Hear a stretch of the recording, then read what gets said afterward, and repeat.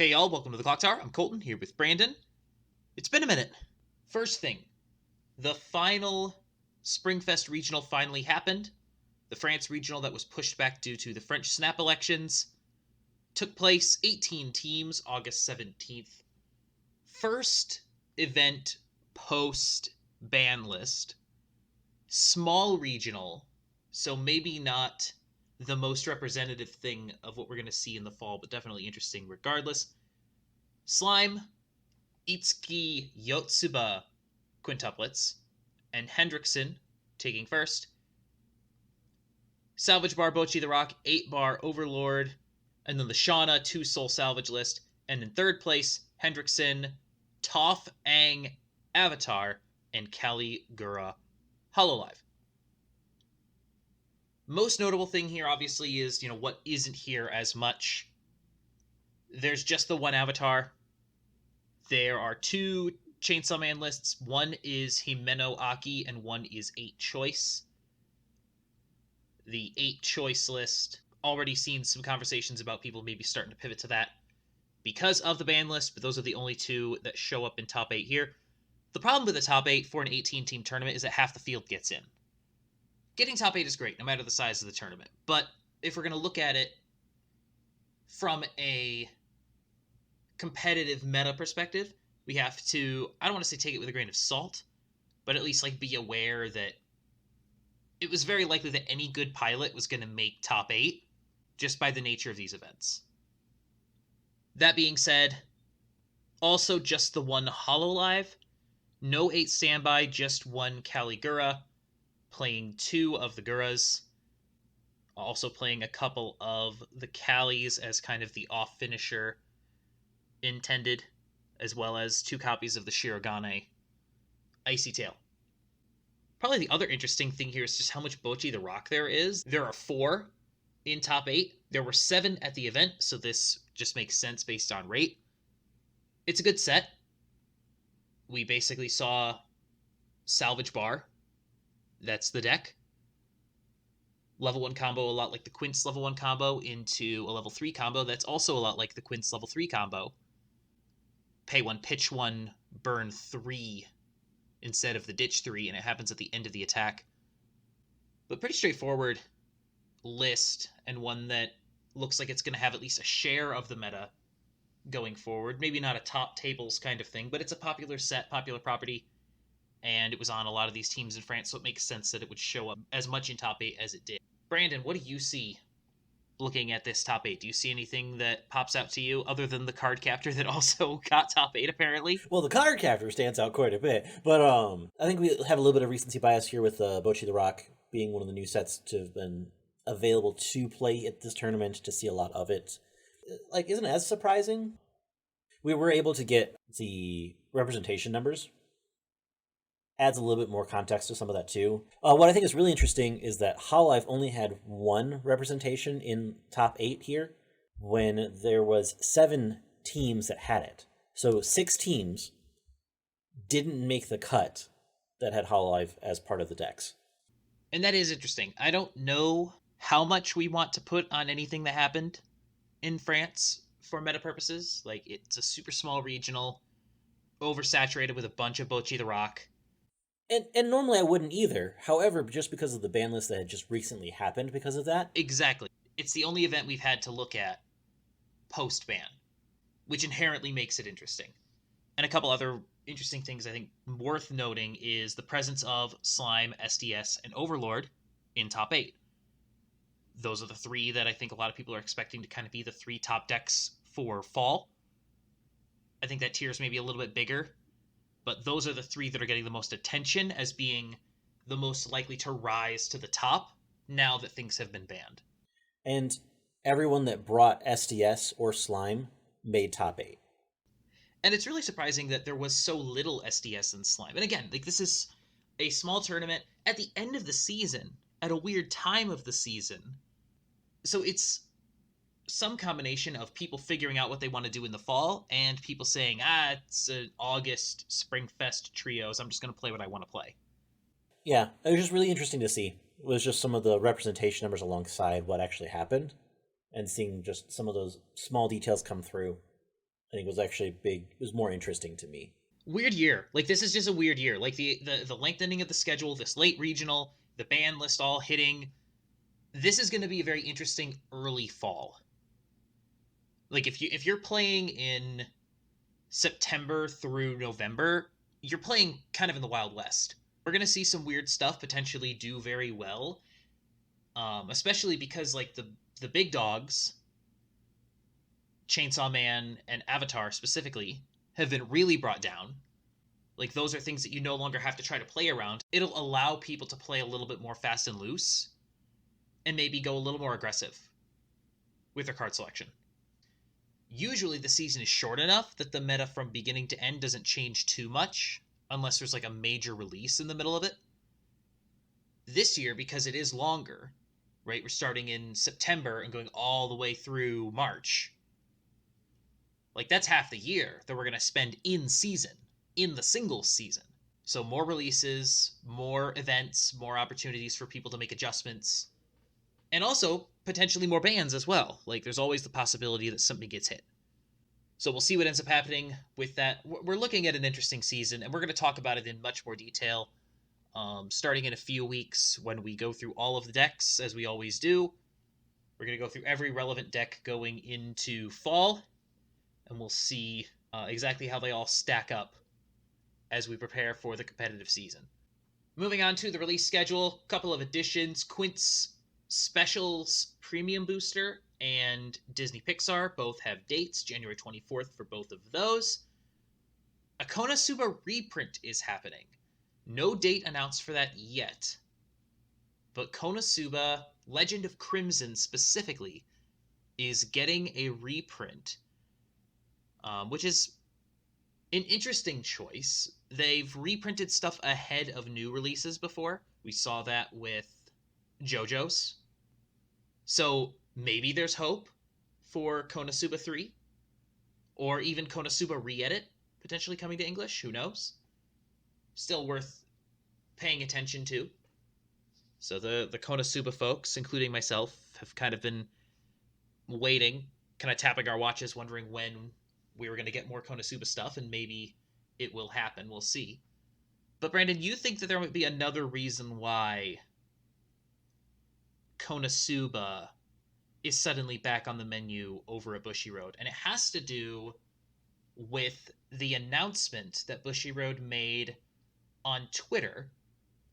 So back on Friday, Bushiroad tweeted from the Weiss Schwarz English account that a brand new look is coming to Weiss Schwarz English, and to stay tuned for more information.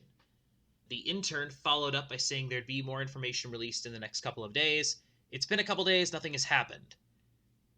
A lot of speculation around this image.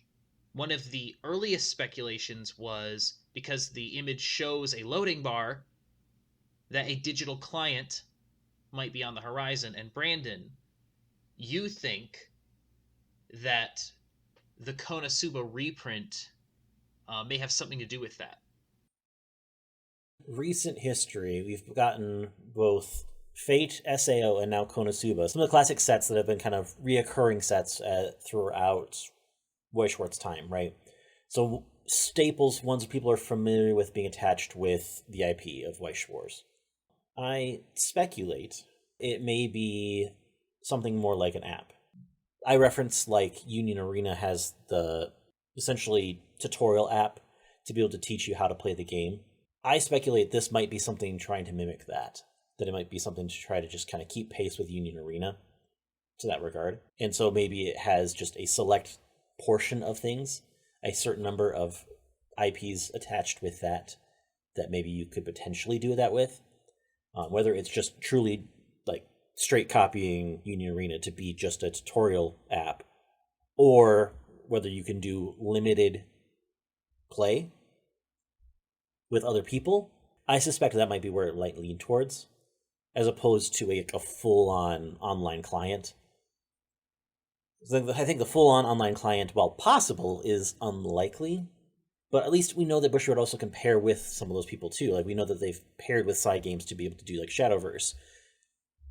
If there's any more kind of like communications with that company to be able to actually put out their own client, that would be really interesting. But this could also just be something as like simple as like a website update. Like, right, we got the big promotional stuff about Marvel coming in for those very few selected countries.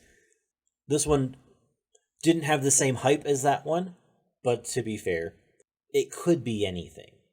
I think the most likely thing is some kind of digital client. The extent of it, who knows? I think that getting these IPs back is a really good hint. Because like, why else would you do a Fate Chronicle or an SAO Chronicle set? Like, it was always an odd product, right? Why would you reprint Legend of Crimson? There's no Konosuba 3 in JP yet.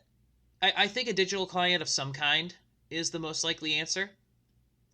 I would like to see something playable, even if it was something like Weiss Schwarz Classic almost to start.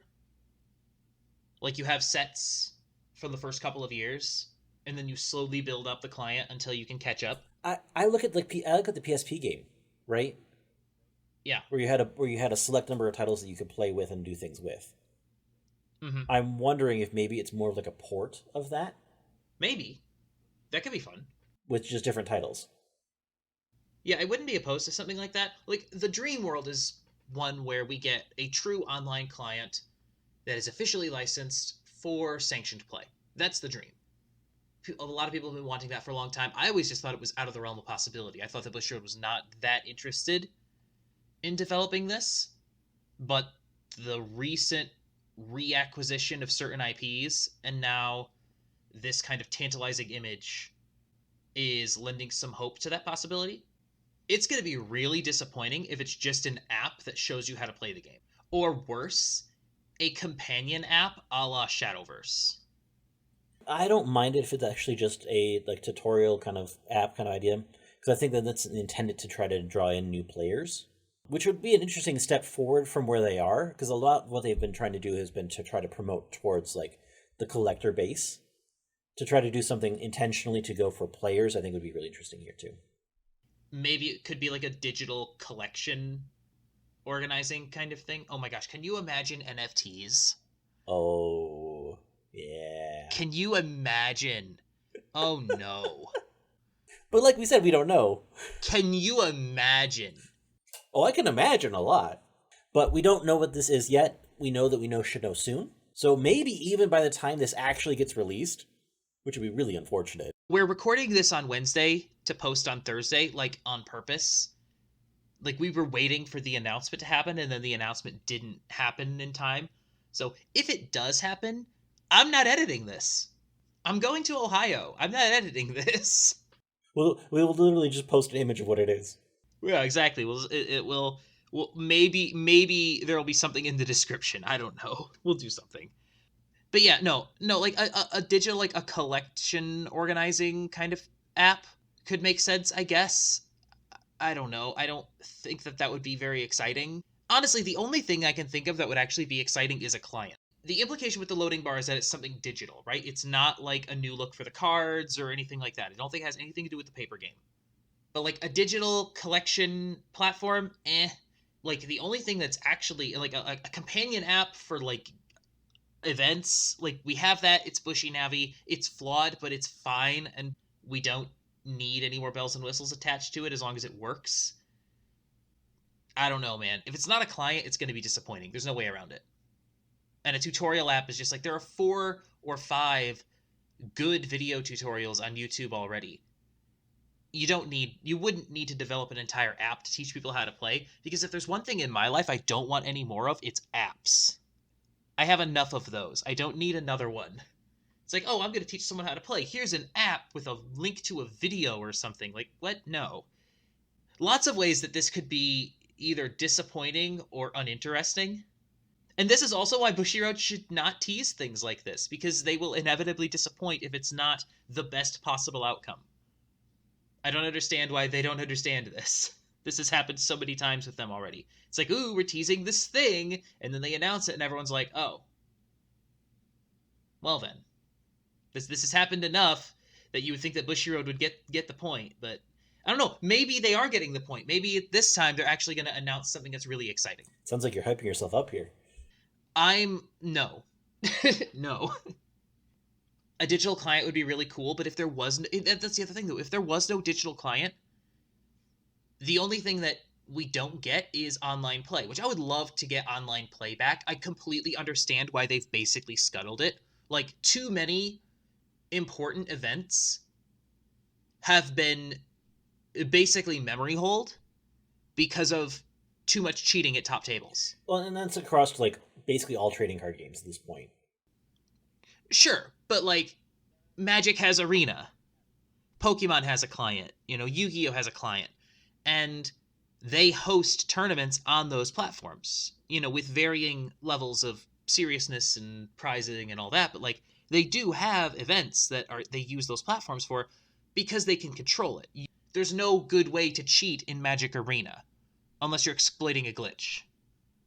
And that's something that I totally get why Bushiroad abandoned like sanctioned online play. I get it. Especially with, the entire world kind of easing out of restrictions, it became a little less necessary. It sucks for everyone who doesn't live in a place where there's a regional. And like I still hold that we need digital play in some fashion for people who don't live close enough to a regional or can't afford travel to a regional. I still think that's really important. But Bushiroad may not agree. That's not exactly a huge market of people, I don't think. But yeah, I want sanctioned online playback. That would be really awesome. And the best way to do that is a digital client. So who knows? But we're going to wait and see, I guess. And that's it. Thank you so much for joining us. We'll be back next week. Hololive, Deck Tech, because I'm the resident Hololive player on this channel. So we're going to make a Hololive deck, and it's going to be a good time. My Oshi finally gets a deck. Very exciting. That being said, we are going to resume 2 videos a week in the intervening time after Labor Day, because school starting solidifies both of our schedules a lot more. Me because I do stuff in sports, and Brandon because he does stuff with students. So like our schedules become a lot more straightforward once school actually starts. So once that's all kind of settled, we'll get back into 2 videos a week. No guarantees on start date yet, but that is coming up sometime in September. In any case, thank you for joining us. Please like, share, comment, and subscribe, and have a good one. We'll see you then.